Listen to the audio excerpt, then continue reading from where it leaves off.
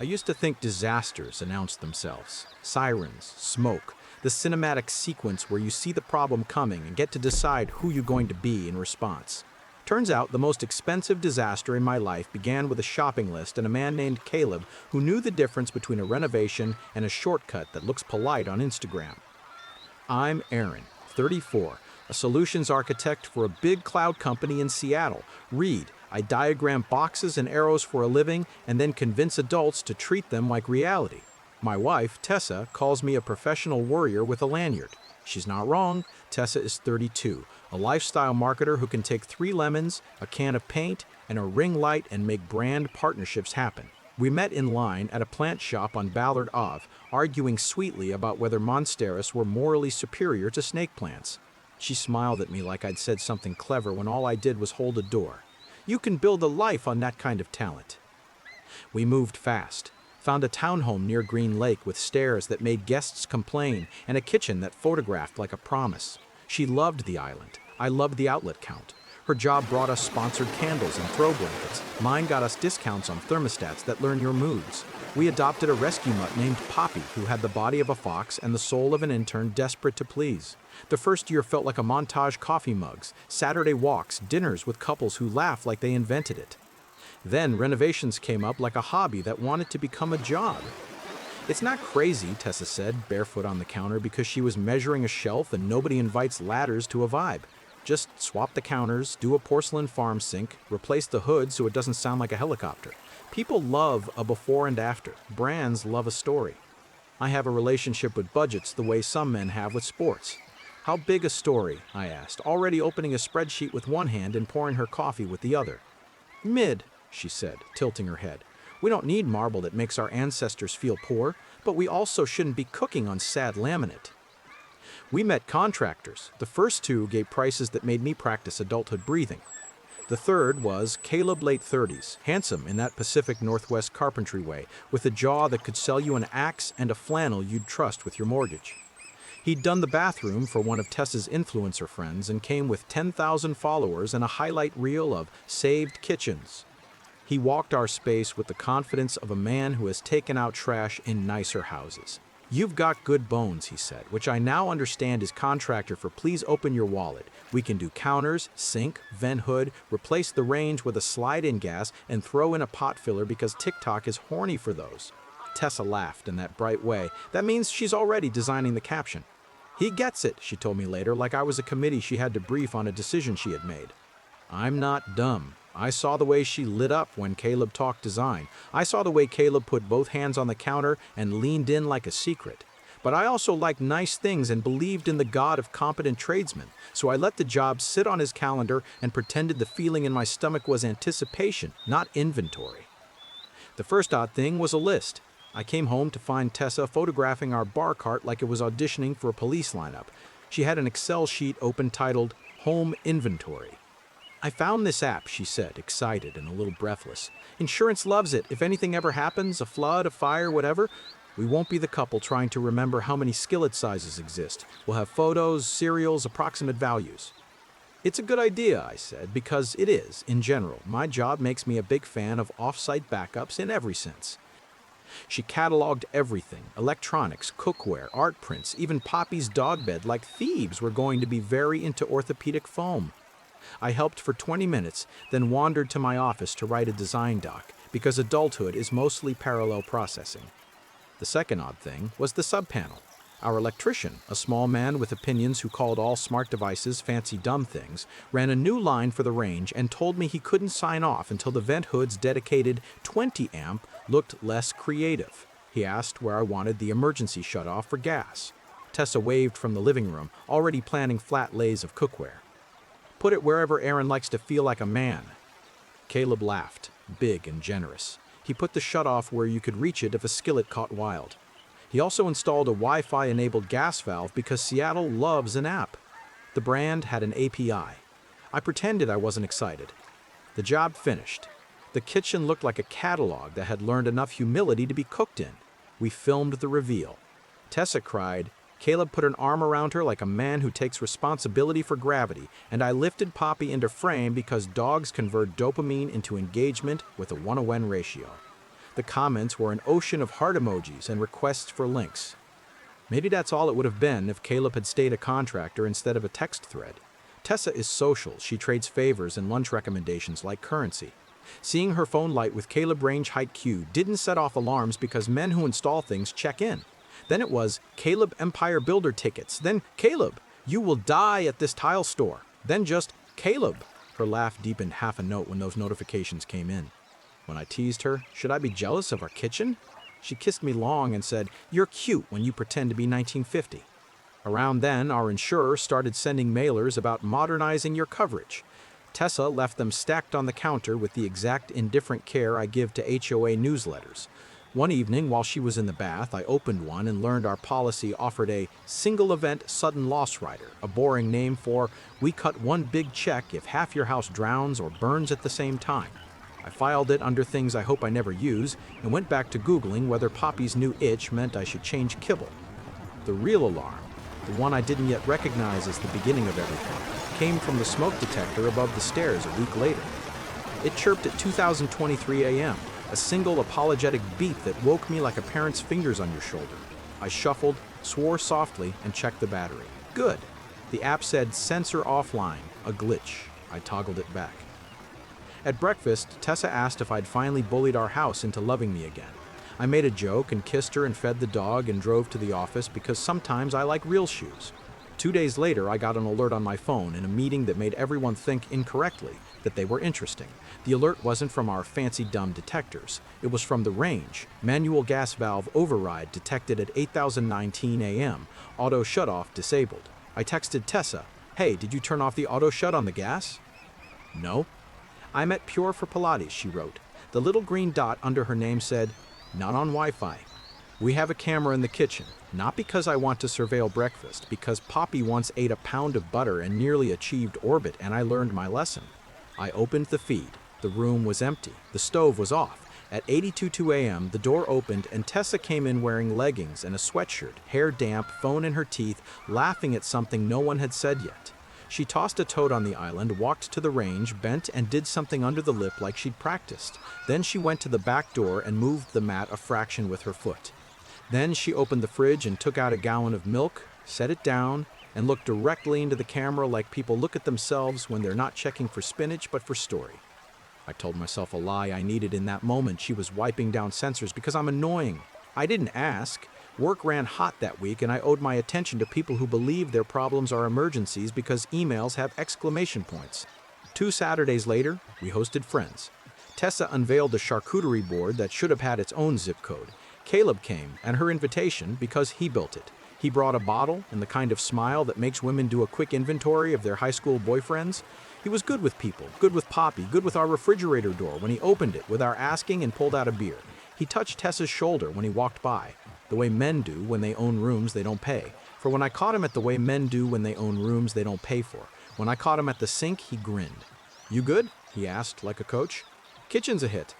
"It is," I said. "You did right by us." "Always," he said, and raised the bottle like a toast to that word, always. After midnight, when the last couple left and we'd stacked dishes like Tetris, Tessa climbed onto the counter because to her, it's a chair. "Caleb could help with the upstairs bathroom," she said, casual, like ordering a second drink. "It leaks like a apology. Brands love bathrooms." "I'll get quotes," I said, because even when you buy into someone else's pace, you get to choose your verbs. The fire happened on a Tuesday that looked like less than it was. I was at my desk in the spare room complaining in a doc about another team's API like a grown-up. Tessa left for a strategy session and kissed the back of my neck the way you do when you want a man to feel you later. At 11:57 a.m., my phone vibrated. "Kitchen heat rise spike vent hood offline." I frowned. The hood throws a fit sometimes. I opened the camera. The feed was gray with smoke, not billowing, not cinematic, just a thick, moving fog like a room had decided to host weather. Another alert. Gas detected below threshold. Then the smoke alarm finally remembered who it was and began to scream. I ran. The stairs were a tunnel. The kitchen was a blur. A pan on the back burner was on fire like an illustration. I grabbed the lid and smothered it because people with anxiety read manuals. I turned the knob and the flame died like a scolded animal. The hood, silent, sat there like a dead witness. I opened the back door. Poppy barked herself into hoarseness. My hands shook so hard I sloshed water onto my jeans and laughed because it felt like the wrong scene for tears. The fire itself was nothing. The damage was water-old sprinkler heads in the stairwell ceiling engaging like a force no app can reason with. They rained enough to make the downstairs carpet surrender. The drapery bloomed a sad, expensive brown. The island's underside swelled. Tessa's jars, labeled things like almond and ancient grain, turned the color of regret. I called Tessa. No answer. I texted, "Fire small, I'm okay," she replied with a string of horrified vowels. "Are you okay? I'm on my way. Were you cooking?" My thumbs wrote without consulting me. No. Pan was on. Hood off, sprinklers soaked. She arrived in 13 minutes with eyes too wide and hands that wanted a job. She took one look and went immediately to the framed wedding photo by the bookshelf and wrapped it in a towel like a baby. Then she took a video, fast, a sweep of the room so quick it made me nauseous. "We need this for the claim," she said, and I nodded because even in emergencies we were the kind of couple that does paperwork. What I didn't expect was the speed of the adjuster. Our insurer's number rang me before I could ring them. "We've received an automatic notification via your smart home integration," a woman said. "Is everyone safe?" I confirmed. "Yes. She told me a local field adjuster would be there within 2 hours." Tessa looked relieved in a way that made me realize I'd never seen that expression except in rooms where other people were about to make things simpler. At 1031 p.m., a man in a polo with the insurer's logo walked in carrying a tablet like a priest carries a book. He had a smile that had met worse rooms. "I'm Ben," he said. "Sorry for the day." He toured the room, took photos, asked questions gently. "Which burner?" "Back." "Was the hood on?" "Supposed to be." "Anyone else have keys?" "Just us and the dog walker and the contractor." "Contractor's name?" "Caleb." Tessa flinched. "Microscopic. I saw it." Ben probably didn't. "We'll likely process this under the single event rider," Ben said. "Your inventory will help. Do you have photos of the items that were damaged? Serial numbers?" Tessa lit like electricity at the word. "Yes," she said, bright. "I have everything. I did the app." She produced the inventory like a magician reveals a dove. Ben looked impressed. "This saves everyone time," he said. "We'll still need to verify valuations, but you did homework." When he left, we stood in the kitchen like two people who had survived something harder than it looked. Tessa whispered, "It's okay, we're okay." I put my hand on her back and looked over her shoulder at the stove. The auto shutoff was in manual. The hood indicator blinked dumbly. The vents breaker in the sub-panel was tripped. The breaker labeled SOV gas valve had been flipped to off. Under the back door mat, the emergency key we keep for our dog walker was gone. "Tess," I said lightly, trying very hard to keep my voice in the register that doesn't make people lie. "Where's the dog walker key?" Her eyes cut to the door and back to me. Maybe she took it, because of the sprinklers, to help? She texted me she's stuck in traffic in Shoreline, I said. "I moved it earlier," she said quickly. "I cleaned." I nodded, like that was a sentence that believed in itself. That night we ate takeout at the dining table in a room that smelled like a campfire, went to business school. Tessa drank wine like a woman writing a press release. I opened the app for the gas valve. The manual override was recorded at 8,019 a.m. The hood reported a fault at 10,007 a.m. and again at 11,040 a.m. The breaker log showed reset at 2,006 a.m. the night before. Someone had flipped it off, then on. The camera footage, which the sprinklers had mercifully spared, showed Tessa bending to the range that morning and flicking the valve to manual with her nail like she was braiding hair. At midnight, after she fell asleep, I opened our insurer app and looked at the rider Tessa had circled 2 months earlier when she was inventorying. It paid a fixed amount within days for sudden loss due to firewater to help bridge the gap while your claim is processed. No receipts needed up front, just proof of event. The amount was 5 figures. The kind of 5 that lets you breathe in a city that charges money for sunshine. I didn't sleep. I lay in the dark listening to Poppy sigh at our feet and tried to remember if there had been an earlier conversation where Tessa asked me to trust her with something and I performed a budget instead. The thought tasted like lemons and apologies. Morning arrived with more paperwork. The insurer's portal populated with a preliminary loss list. It already had half our inventory attached. Tessa must have uploaded the PDF. I clicked the first item and saw our bar cart listed at a value that made me blink. The second item was a set of copper pans we didn't own. The third was a vintage rug that looked like someone else's living room. I scrolled, hard doing that drumline thing. More items we didn't own, a designer mixer in a color Tessa hates, a standalone espresso machine worth more than my first car. Mixed in were real things, our TV, the Sonos bar, my laptop. The list was an alloy of our life and a nicer one. I closed the tab and found Tessa at the sink, rinsing a coffee mug like you can wash money off ceramic. "Hey," I said softly, "we should be careful on the inventory. Some of the values look optimistic, and there are a few things we don't have." She turned the water off. "Aaron," she said carefully, like she was snipping words instead of saying them, "this is how claims work. They haggle. You list high, they cut. We meet in the middle. Brands will comp half the stuff anyway when they hear the story." I stared at her. The story where our house accidentally sets itself on fire while you set the stage? Where the hood trips, the valves on manual, and the key disappears? Her jaw tightened. "Do not," she said, quiet. "Do not say that to me." "What would you like me to say?" I asked, gentler than I felt. "Because I saw the footage of you touching the valve, and the breaker showing hands, and the hood tripping before the smoke. We almost lost Poppy. I stopped because my voice was about to betray me. "Jesus, Aaron," she snapped. "It was a panic clean. I wiped it like you wipe anything. I moved the mat because I was vacuuming. The hood is a lemon. You installed it with an app instead of a man. I didn't set a fire. I would never." "Then we should collect everything," I said. "Texts, logs. We should help the adjuster see exactly what happened so we don't look like every story they've ever told in a break room as a warning." She glared at me like I had suggested we invite her ex to Christmas. "You don't trust me," she said. "I need us to not go to war with our insurer," I said. "You know what SIU means? Special Investigations Unit.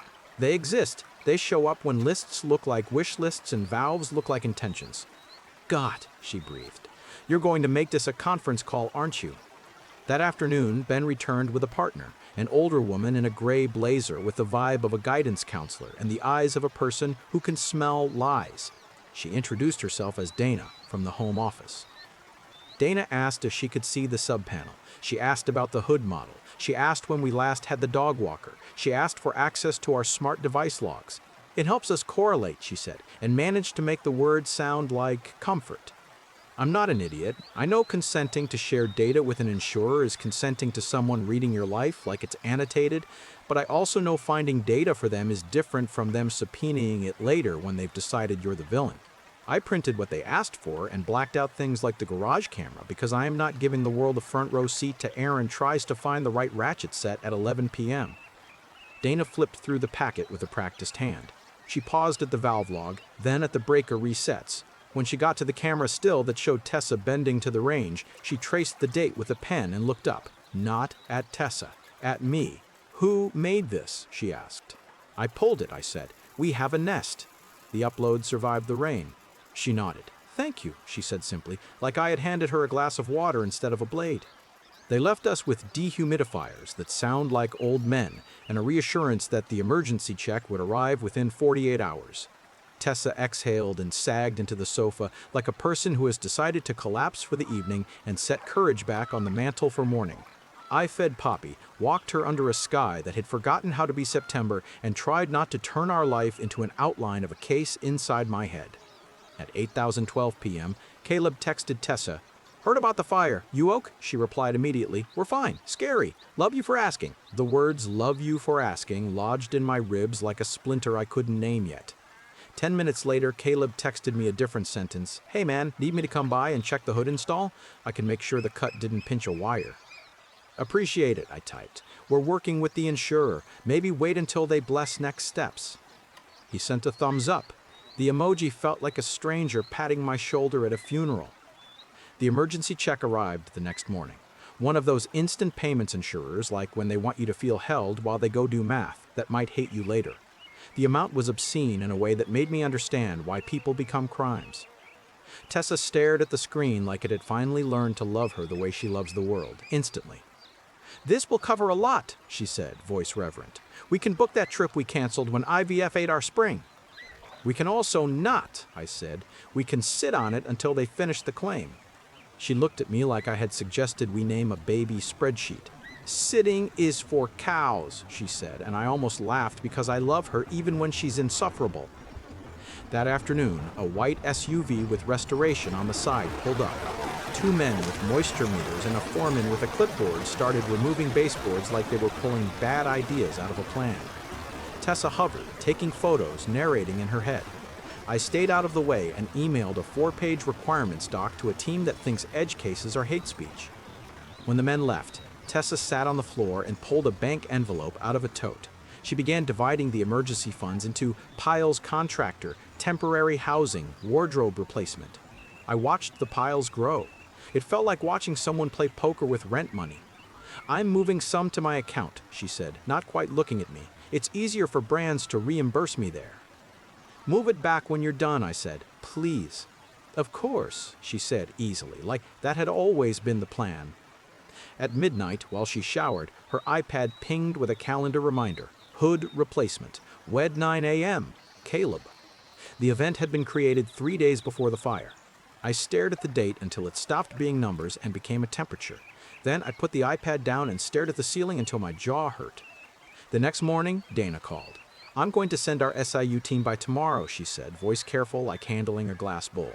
"They just need to ask some process questions and take a look at the hood wiring and the panel. We want to get this right so your claim doesn't get hung up later." "Of course," I said. "Do you mind if I record?" It's a question that sounds absurd until a stranger's notepad starts writing your life down in shorthand. "You do what makes you comfortable," she said. "We will too." I told Tessa that evening. She paled, then rallied. "Fine," she said. "We have nothing to hide. I'll make coffee. I'll wear the sweater that makes me look like a homeowner." She did. She put on the world's softest beige sweater and brewed coffee like an apology. The SIU pair arrived looking like accountants who ran track in the 90s. They asked about the hood install. Tessa said it was standard. They asked about the breaker. She said she doesn't go near the panel because electricity is a personality. They asked about our dog walker key. She said she moved it before the flood. They asked who else had been in the house that week. She said just us and the restoration guys. And then, caught, added, "and Caleb." "Why Caleb?" the woman asked. "Flat, no edge." "Because he installed the hood," Tessa said smoothly, "to make sure it was okay after the sprinklers." The SIU man nodded. One of those nods you do when the answer slots neatly into a hole you had already cut for it. Then he said, almost casually, "Caleb registered as a vendor with our program 3 weeks ago. Did you refer him?" Tessa blinked. "I don't know," she said. "Maybe he's in my phone." "Of course," the woman said. She wrote something down that felt like a door closing.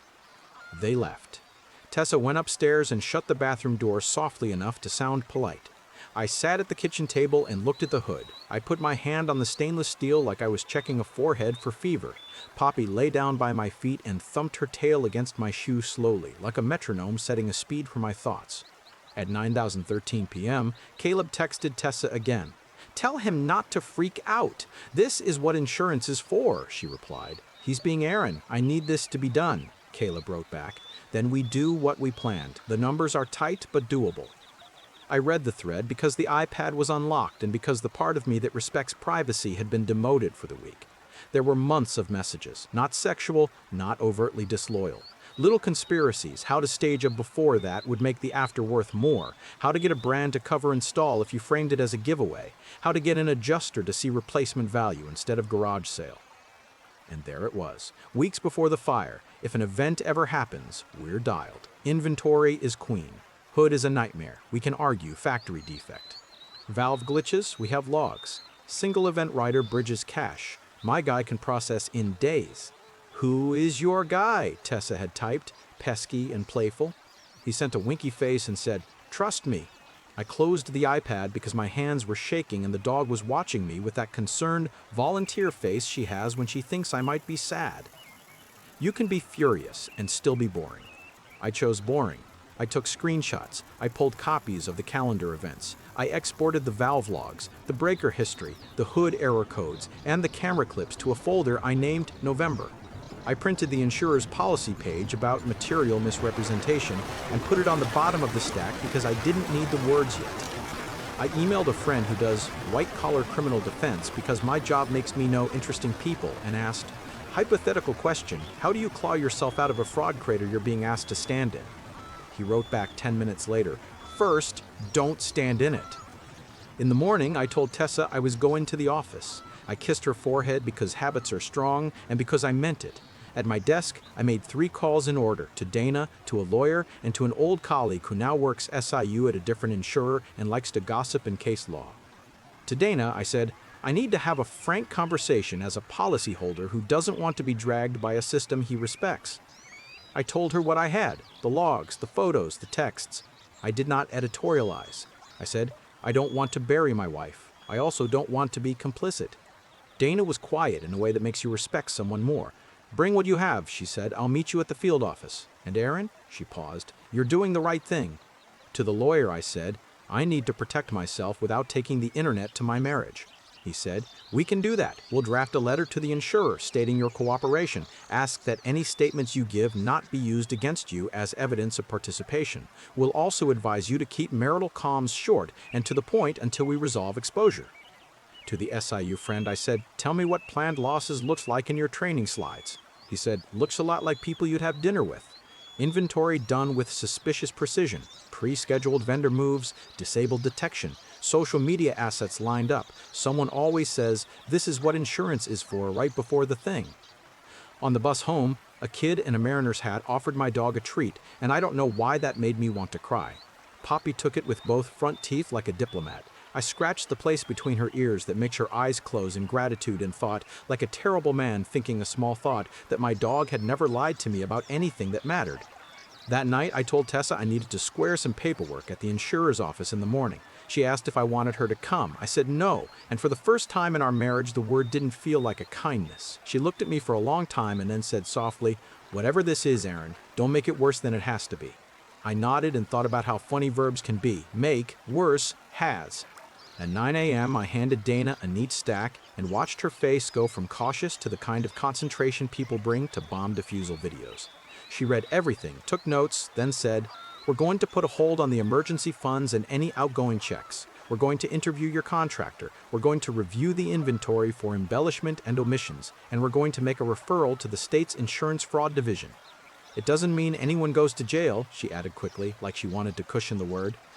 It means adults start asking better questions. For you, it means you're on record as having brought this to us. I don't want to be the man who called the cops on his wife, I said, honest enough that it stung my own mouth. You're the man who called his company when his house caught fire twice, once with flame, once with money, she said. The first was an accident. The second we'll figure out. When I got home, Tessa had moved our emergency funds to a money market account that wasn't ours. The transaction notification popped on my phone with bland efficiency. I walked into the kitchen and put my keys on the counter and said her name. You told them, she said without looking up. It wasn't a question. It was a history. I gave them what I had, I said. I'm not going to prison for a kitchen. She laughed, a sound that used to be my favorite thing. No one is going to prison, she said. They're going to write a check. We're going to get new cabinets. We're going to go to Tulum and not hate each other for 3 days. You're going to stop pretending your ethics are a religion. They are, I said. You married a man who thinks paper matters. I married a man who knows how to make a runtime look good in a meeting, she said sharply. I didn't think I'd have to ask him to protect his wife like she was worth a little bending. She picked up her phone and typed something with her thumb, fast. The sound was small. It also felt like a door. A minute later, Caleb texted me unprompted, Hey, heads up! You don't want to die on this hill. They'll drag you too. Relax! I didn't respond because my lawyer's voice was suddenly my conscience. Tessa grabbed a bag. I'm going to Kim's, she said. You can have your meeting with your morals. Tell them whatever story makes you feel safest. When the door closed, the house made a sound I'd never heard. Small, almost nothing, like the structure had finally exhaled after holding someone else's story too long. I fed Poppy. I folded the throw blankets. Tessa's followers love like they were napkins after dinner. Then I did the thing that would make some people accuse me of being a narc and other people call me an adult. I emailed SIU to put in writing what we'd said out loud. I attached receipts. I signed my name. I closed my laptop. I sat on the floor with the dog and stared at a kitchen hood that had no idea it was now part of a file in a state office. If you're wondering when the shock left and the planning began, it was right then. Because my next call wasn't to Dana or my lawyer or a friend, it was to the gas company to ask for a service check and written certification of the hood state before and after. It was to the brand reps Tessa loved, telling them we'd be pausing collaborations while we sorted out the mess, and could they confirm any pending shipments because I needed to make sure nobody else was on a hook for our adventure. When I hung up, my phone buzzed. A new number with a short message that made my body cold in a way weather never has. Special investigations. We'd like to schedule recorded statements with you and your wife. Please confirm availability. Also, is Caleb available Friday? I stared at the text and thought, distantly, about how my life had turned into one of my diagrams, a box called Truth, connected to a box called Consequences, weighted arrows, a legend in the corner reminding you what red means. I put Poppy's leash on and went out into a gray that felt like mercy. We walked the block. She sniffed every blade of grass like it held answers. I practiced sentences in my head I never thought I'd say. I did not rehearse the ending. I don't get to write that alone. The statements were set for Friday at 10. I wore the clothes you put on when you want to look like a man who files things, a clean shirt, a jacket that makes you sit straighter, and the expression you use at the DMV when you're trying to be the good kind of forgettable. My lawyer, Anton, is built like a kindness you didn't earn. He reminded me 3 times on the walk from the garage to breathe. We sat in a room that smelled like printer heat and cautious coffee. Dana was there, along with a man in a tie whose face had the calm of a person who's watched a lot of people lie without flinching. He introduced himself as Kurt from SIU and placed a small recorder on the table like a paperweight with an appetite. He read the script. I agreed to being recorded. He asked for my full name, address, policy number. He asked me to describe the day, the alerts, the pan, the hood, the sprinklers. I kept to nouns like I'd promised myself I would. When he asked how the hood breaker ended up tripped at 2 a.m. the night before, I said, I don't know. When he asked if anyone else had access to the panel, I said, anyone with the code to the garage. When he asked who that was, I gave him the list. Us, the dog walker, the contractor. He asked if I'd ever discussed our rider with anyone other than Tessa. I said no. He asked if I'd reviewed the inventory before Tessa uploaded it. I said calmly, I have reviewed it after. He asked my opinion of its accuracy. My lawyer lifted a hand, small, and I said, I believe some items were valued higher than replacement cost. I did not say the words grift or wish list or you don't even drink espresso. He asked about Caleb.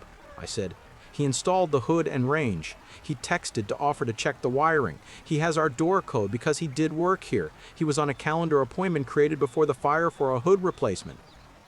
Kurt's pen stopped moving at that last part. Created by whom? He asked.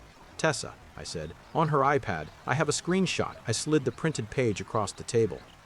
Dana didn't smile. Her eyes did a small hardening thing that made me think of tempered glass.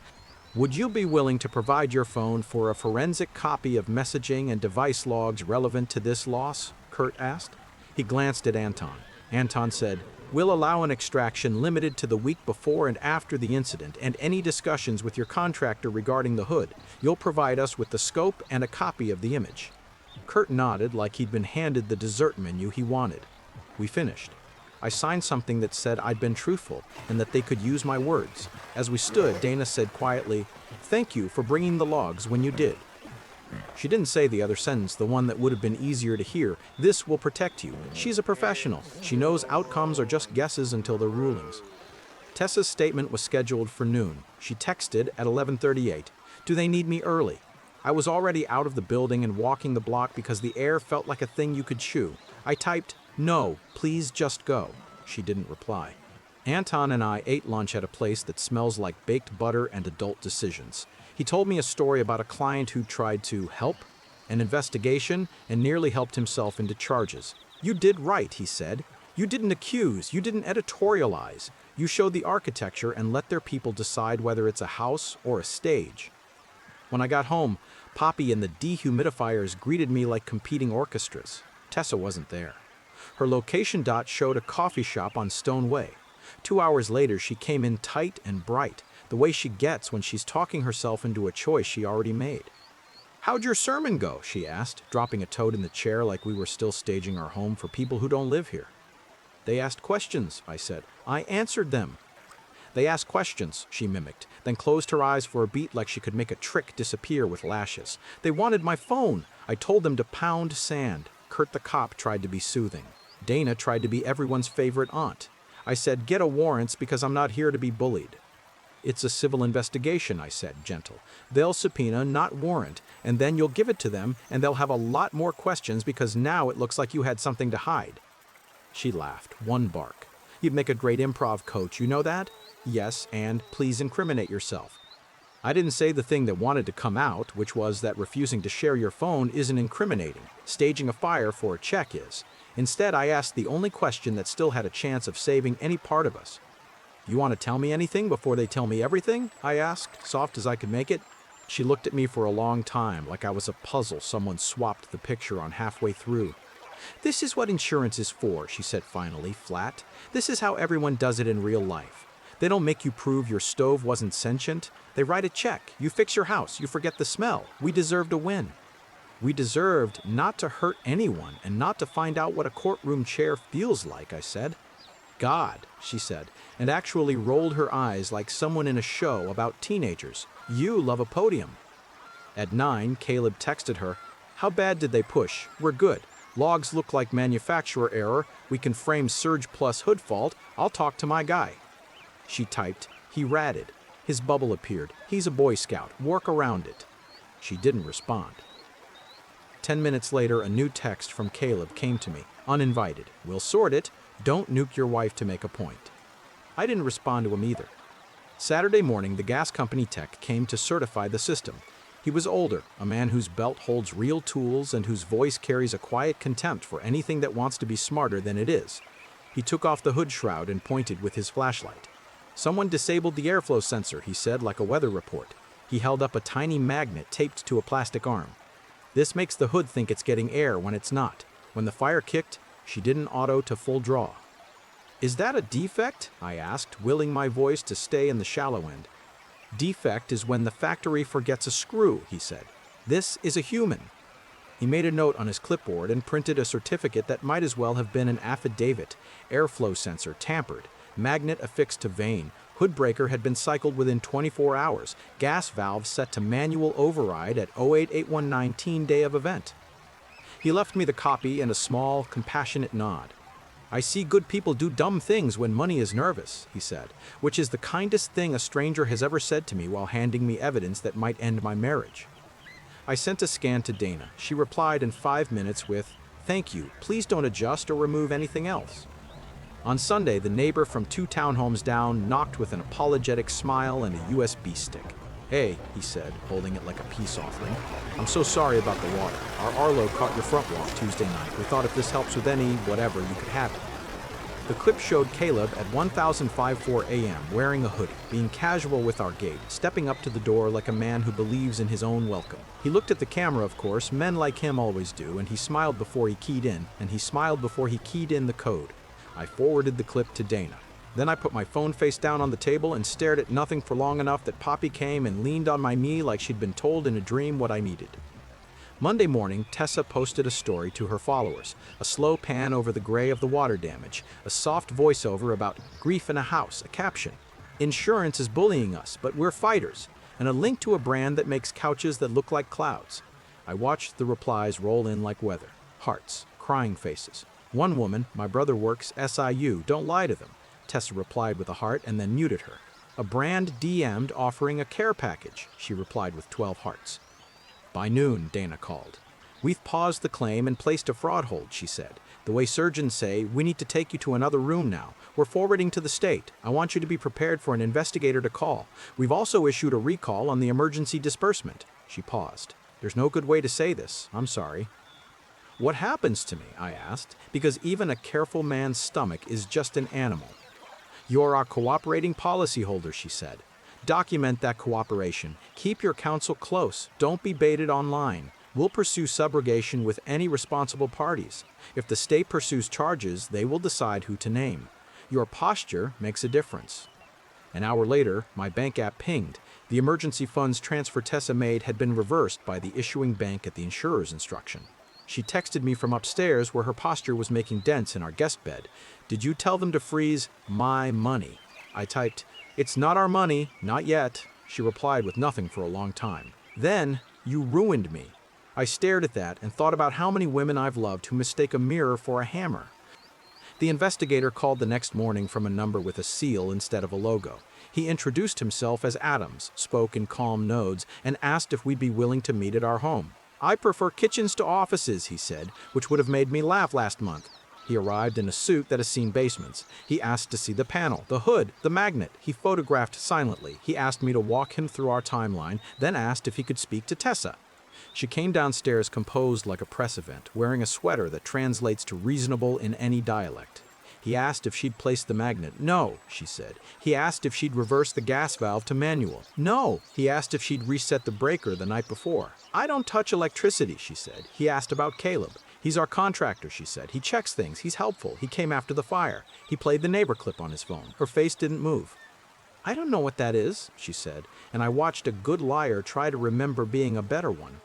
When he left, she followed him to the door and called after him in a voice she uses when complaining to customer service, bright and aggrieved, "I'm a victim too." He nodded politely and left like men who don't give you your ending until they own it.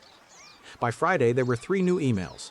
One from the insurer formally denying the claim due to material misrepresentation, referring us to our policy language with a paragraph that writes like a parent, "This doesn't make us happy. It makes us obligated." One from the state with a polite list of items to preserve for potential criminal prosecution. One from my mortgage servicer with a warning about potential upcoming insurance cancellation and the lender-placed insurance they would enforce if I didn't secure coverage elsewhere. Grown-up dominoes. They fall. They keep falling. Caleb's Instagram went private. Body Lab posted a story about a valued contractor no longer being affiliated with our community. Comments were turned off. Tessa posted a carousel about rising from ashes that did well for the first 3 hours and then less well once a local news blog ran a small piece. Contractor questioned in suspected staged loss scheme, pattern of high-dollar single event claims in North Seattle, 2 households under investigation. The article had a blurry photo that was very clearly Caleb if you have spent any time in kitchens with a certain kind of flannel. She deleted the carousel and posted a black square with the caption "Taking a break to protect my mental health." Brands emailed after that to pause pending deliverables. One forwarded a clause I hadn't known about in her agreement: moral turpitude, reputational harm, ability to terminate. She walked around the house softly for 2 days like she was trying not to wake a sleeping something. A detective came with a warrant on the 3rd day. He was not Amos with soft edges, he was brisk and procedural, and he left with 2 devices and an image of the iPad. Tessa's lawyer, she had one now, filed a motion to quash for overbreath. The judge narrowed scope. The image still captured the texts about if an event ever happens and my guy, and the calendar event for a hood swap created 3 days early. It also captured a note in Tessa's inventory app titled Claim Math, with a column labeled Retail and one labeled Ask and one labeled Settle.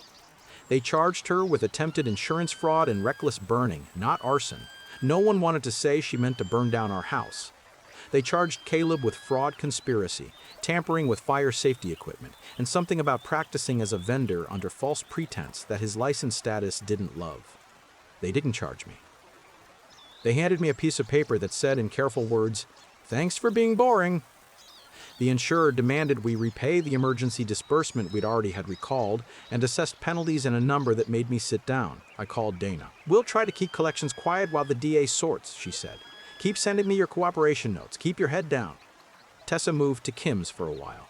I learned how quiet a townhome can be when the dehumidifiers stop and you're the only person not trying to turn it into a story. I hired a different contractor, one who wears khakis and a belt and says things like permits, who told me the cheapest kitchen is the one you fix slowly and without adjectives. We put in a humble hood that turns on and off with a switch like an oath. We ran a new line that would make my old electrician nod. We paid with savings and the check the insurer released for the part they could validate. Television, laptop, things you can point at and say there. The rest would get litigated or forgiven or become a lesson. Caleb pled out. He wore a suit that didn't fit and said, "I take responsibility," without ever quite saying for what. He got a year of something with a name that sounds like timeout for adults, fines, restitution, and a requirement to take a class called Post-Loss Ethics, which sounds like a joke until you imagine sitting in a room with a dozen men who all thought magnets were solutions. His contractor license was suspended pending a hearing. He voluntarily surrendered it a month later. He unfollowed Tessa and then, I'm told, moved to Spokane to be near a cousin with a landscaping business. Tessa fought for 3 months and then took a deal. attempted false claim, restitution, community service, 200 hours at a nonprofit where she taught seniors how to catalog their homes honestly so their kids wouldn't get eaten by paperwork when the roof leaks. The judge, a woman with tired eyes and a gift for sentences, told her, "You tried to turn a bad week into an investment strategy. Don't do that again." Tessa nodded and cried in the right places. We filed for divorce without a press release. Washington is a community property state and feelings aren't a worksheet, but judges like invoices and we had those. We sold the house because the numbers demanded it.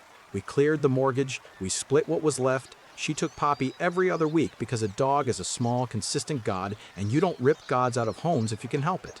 On my weeks, I walked more and bought a wool blanket that didn't ask me to perform a lifestyle for anyone. There were small karmas I didn't cause and didn't celebrate. A brand posted a statement about misaligned values. Her follower count dipped and stabilized. Kim stopped hosting her in stories except for one photo with a caption that read, "Protect your peace," which is something people say when they are trying not to say anything else. Caleb's old clients quietly replaced hoods with men in khakis. The gas company sent me a coupon for a carbon monoxide detector like a Hallmark card for men who learned late. 6 months later, a new neighbor moved into the unit on the end. A nurse named Leah who isn't on any platforms and thinks a kitchen is a machine, not a stage. We met because Poppy barked at her grocery bags and Leah crouched and said, "Let me make your acquaintance, ma'am," like Poppy was a small, rude heiress. She borrowed my drill and returned it with the bit I'd lost 3 years ago because obviously it had fallen into the bag and obviously someone competent noticed. I told her the short version when she asked why my stairs looked newer than the floors. She said, "I used to date a contractor, I'm sorry," and we laughed because sometimes a good laugh is a sandbag in a flood. When people ask me what I learned, I say, I learned to listen when rooms whisper. I learned that ethics is a muscle you build when no one is counting reps. I learned that you can love someone and still refuse to follow them into a story that makes the floor lie for you. I learned the difference between being prudent and being paranoid. Prudence has receipts and sleeps at night. Paranoia has vibes and writes posts. Do I think Tessa set out to become a villain? No. I think she wanted a shortcut through a season that kept handing her walls. I think a man who makes women feel like money will fall off the ceiling offered her a map with fewer stairs. I think I helped, sometimes, by being a person who treats rules like oxygen and forgot that people can drown in air. I didn't rescue her, I rescued myself. Sometimes that's the only rescue anyone gets. Tell me your take.